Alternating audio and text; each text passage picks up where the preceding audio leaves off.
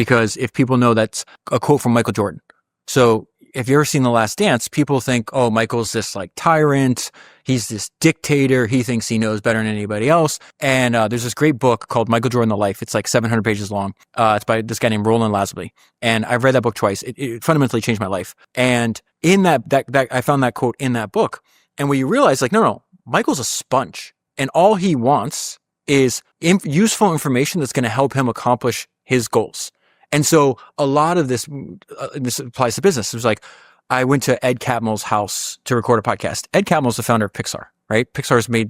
They invented the first computer animated film. They make some of the best films for families and for kids and for even adults that watch it.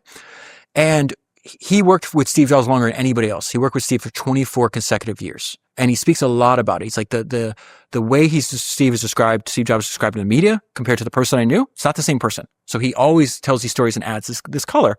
And he goes, hey, Pixar was a public company for 10 years before Disney acquired it for like $7.6 billion.